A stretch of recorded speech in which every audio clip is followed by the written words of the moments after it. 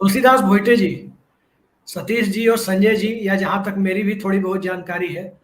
वो ताप्ती और नर्मदा के ऊपर की परिस्थितियों के बारे में तो ज्यादा जानते हैं हम लोग, लेकिन उसके नीचे की परिस्थितियां जो है, एक दो राज्य ऐसे हैं, महाराष्ट्र, कर्नाटक या तेलंगाना में भारतीय जनता पार्टी पांव पसारने की कोशिश कर रही है। क्या आपको लगता है कि उन इलाकों में नरेंद्र मोदी, ब्रांड मोदी फैक्टर, या कर्नाटक, महाराष्ट्र के तत्काल हालिया दिनों के प्रयोग के बाद भारतीय जनता पार्टी का रसूख जो देवेंद्र फडणवीस के मुख्यमंत्री रहते हुआ करता था, क्या अभी वो बरकरार है? अभिषेक जी, पहली बात तो है कि देखिए, संजय जी और सतीश जी ने जो बातें कही, मैं उनसे पूरी तरह से सहमत हूं, क्योंकि नर्मदा के ऊपर के राज्यों के बारे में अगर सोचा जाए, बंगाल का अपवाद करके, तो स्थिति दिखाई वैसे ही दे रही है। और हम लोग अगर एनालिसिस करें तो ये बात हो सकती है। पूरी इंडिया की जानकारी है, रिसर्च पेपर है जी, इसलिए मैंने कहा कि उनका नाम इसलिए सम्मान के साथ मैंने लिया, क्योंकि उनके पास जो जानकारी है वो तो हम लोग को भी काफी उपयोगी सिद्ध होती है। मैं ये कहना चाहता हूं कि देखिए, कई बार लगता है, एक हर एक की अपनी विचारधारा भी होती है कहीं ना कहीं, एक विशफुल थिंकिंग की बात करें तो ठीक है कि भाजपा किस तरह नुकसान में जाती रहेगी, इस तरह से सोचना, ये 2014 के बाद 2017 2019 के बीच में भी हो चुका है। लेकिन किसी लक्ष्य को पाने के लिए जो करना है, उस बारे में मुझे ऐसा लगता है कुछ राज्यों को छोड़कर भाजपा विरोधी दल वैसा कुछ करते दिखाई नहीं देते। नहीं, वो समझ लेते कि 2014 के बाद भाजपा ने न सिर्फ देश की राजनीतिक तस्वीर बदल दी, बल्कि राजनीति की रणनीति बदल दी है। हर समय जो एक्टिव होना है, सतीश जी जो प्रश्न उपस्थित कर रहे थे, ध्यान से देना चाहिए, जो पार्टी पन्ना प्रमुख तक पहुंची, कि पन्ना एक वोटिंग लिस्ट के पन्ने तक के उनके पास कांटेक्ट कर रखने वाले लोग हैं। यहाँ पे महाराष्ट्र में उनको बाधा उसी बात की है, शिवसेना से, क्योंकि पन्ना प्रमुख का कॉन्सेप्ट जो आया हुआ है वो शिवसेना के गठ प्रमुख से आया हुआ है। यहाँ पे गठ प्रमुख होता है शिवसेना का पिछले 40-50 साल से। लेकिन देखिए, महाराष्ट्र की अगर मैं बात करूं तो महाराष्ट्र में अलग स्थिति इसलिए है क्योंकि हिंदुत्व के विचारधारा पे ही लड़ने वाला उनके वोट मार्केट का एक पार्टनर यहाँ पे बैठा हुआ है, भागीदार यहाँ पे बैठा हुआ है। यही वजह है कि जिस तरह से बगावत वगैरह करवाई गई, जो स्क्रिप्ट पूरी तरह से चलने वाली है, चलती रहेगी, कुछ महीनों तक, सालों तक भी चलेगी। उसमें से एक पहलू निश्चित है अभिषेक जी कि यहाँ की स्थिति अलग इसलिए है क्योंकि एक पैमाना मैं मानूंगा 2014 के विधानसभा चुनाव का, जब पहली बार महाराष्ट्र में यानी 99 के बाद की बात करूं तो, कि 4 दल अलग अलग लड़े थे। उन चारों दलों के अगर जो प्रतिशत उस समय मिले, उसको थोड़ा सा आधार मान के बात करूं तो एक बात सही है आपकी कि अगर नए समीकरण, जो आपने सवाल पूछा है ना, आपका इशारा महाविकास आघाड़ी के गठबंधन की तरफ होगा, तो तीनों दलों के प्रतिशत अगर मिलाए जाए, शिवसेना, कांग्रेस और राष्ट्रवादी, तो 50 के ऊपर है, 54% है। उनमें से अगर जो अभी एकनाथ शिंदे गुट अलग हुआ है, उनमें हालांकि अब तक जो दिखाई दे रहा है, अभी भी इस समय आदित्य ठाकरे की जो रैली औरंगाबाद, जिसका नया नाम संभाजी नगर है, जो उद्धव ठाकरे ने जाते जाते किया, और अपने नए चीफ मिनिस्टर एकनाथ शिंदे और देवेंद्र जी उप मुख्यमंत्री पद पर, उन्होंने भी उसको कायम किया अपने तरफ से। तो वहां पे जो रैली चल रही है, वहां पे जो भीड़ दिखाई दे रही है, पिछले 2-4 दिनों से आदित्य ठाकरे के रैली हर जगह वो जा रहे, ठाणे जिले में भी गए एकनाथ शिंदे वाले, वहां पे जो युवाओं की भीड़ उमड़ के आ रही है, तो वही लग रहा है कि महाराष्ट्र के आम मराठी मानुस के लिए शिवसेना यानी ठाकरे है। शिवसेना माइनस ठाकरे वो कल्पना अभी तक नहीं कर पा रहे। हालांकि राजनीति, मुख्यमंत्री पद है एकनाथ शिंदे के पास, भाजपा ने कुछ ऐसे ही किसी एक शिवसैनिक को बनाने के लिए नहीं सौंपा हुआ है उनको। महाराष्ट्र इस अकेले राज्य की, पूरे देश के, जहां पर हिंदुत्व के मुद्दे पे उनके खिलाफ खड़े रहने वाला, आवाज बुलंद करने वाला कोई दल,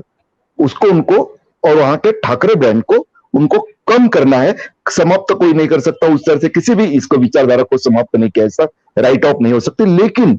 जितना कम कर सके वो भाजपा की कोशिश है। हालांकि अब 1 महीना हो चुका है अभिषेक जी, आज 22 तारीख है, 20 तारीख को हुआ था, 1 महीना हो चुका है। उसके बाद जो सड़कों पर दिखाई दे रहा है, उसके हवाले में इतना कह सकता हूं कि 4-5% का अगर वोटिंग शेयर में शिवसेना के फर्क आता है मैक्सिमम, तो भी अगर ये तीनों दल साथ में लड़ते हैं तो अभिषेक जी आपको बात जचेगी नहीं, लेकिन ये सच्चाई है, ये तीनों दलों की ईमानदारी के बारे में मुझे संदेह है। ये तीनों दल साथ में आए थे तब भी उनके अपने एक दूसरे से जो रिश्ते थे वो संदेह के घेरे में ऐसे ही थे। वो तीनों सत्ता में थे तब जो स्थानीय चुनाव हुए, विधान परिषद के चुनाव हुए, राज्यसभा के चुनाव हुए, उसमें कोई तालमेल नहीं था। शायद आपके चैनल पे ही 4 PM के ही शो में मैंने कहा था कि महाविकास आघाड़ी के पास, वैसे तो हर पार्टी ये दावा करती है, महाराष्ट्र में एक नया प्रचलन शुरू हुआ था कि हर पार्टी दावा करती कि हमारे पास चाणक्य, ये चाणक्य, वो चाणक्य, हर एक पार्टी का। पवार साहब एनसीपी के थे, यहाँ पे संजय राउत खुद को शिवसेना का बोलते थे, लेकिन महाविकास आघाड़ी करके इनके पास कोई चाणक्य नहीं था। ये जो उनके ऊपर संकट आए और संकट मोचक की जो भूमिका थी वो निभाने के लिए कोई नहीं तब साबित हो चुका है। तो अगर इलेक्शन में साथ में लड़ते हैं तो भाजपा के लिए दुविधा होगी, मुश्किल होगी, क्योंकि भाजपा का अपना वोट प्रतिशत, मोदी जी की लहर, परचम पूरे इस उफान पे थी। तब की बात करो तो 27% के आगे मराठी वोटर्स ने उनका साथ नहीं दिया था। अगर उसके अलावा शिंदे गुट जो लाएगा और आगे कुछ और भी ऑपरेशंस अगर हो गए तो मुझे ताज्जुब नहीं होगा, तो स्थिति बदलती रहेगी। लेकिन देखिए, मुख्यमंत्री बनने के बाद शिंदे कुछ मामलों में, जैसे ओबीसी का तुरंत जो क्लियरेंस आ गया, इसमें मुझे इस पे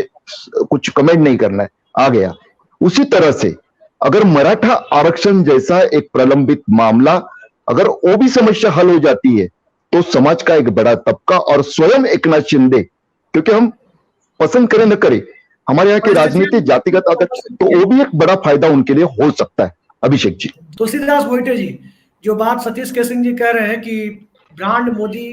ब्रांड हिंदुत्व से ज्यादा बड़ा कुछ मायनों में दिखता है, तो क्या विंध्य के दक्षिण में भी ब्रांड मोदी उतना ही बड़ा ब्रांड है जितना कि विंध्य के नॉर्थ में? मैं बिल्कुल सहमत हूं। देखिए, ब्रांड हिंदुत्व से भी ज्यादा अगर आज की तारीख में कुछ है तो ब्रांड मोदी ही है,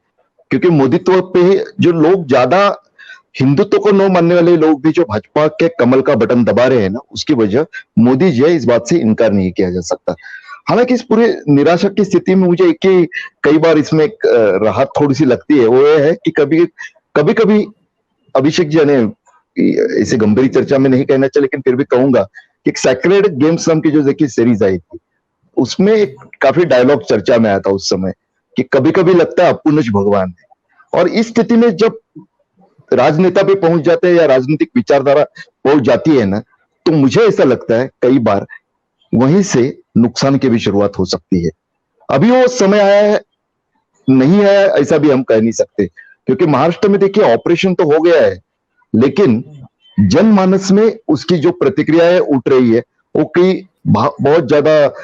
इस तरह की नहीं है कि आपने बहुत नेक काम किया और इस तरह से नई सरकार बना दी। उसी तरह से अन्य राज्यों में भी कभी कभी ज्यादती जो होती है ना, सत्ता मेरे ही पास है, मेरी मोनोपोली है, अब मेरा कौन क्या बिगाड़ेगा, उस स्थिति में अगर नियंत्रित स्थिति नहीं रही तो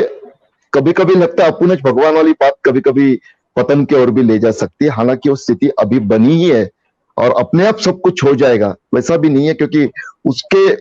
पर्याय के तौर पे जिसके पास देखे वो नहीं है, लीडरशिप तो बिल्कुल अब फिलहाल तो बिल्कुल दिखाई नहीं दे रही, इस बात से भी इनकार नहीं किया जा सकता।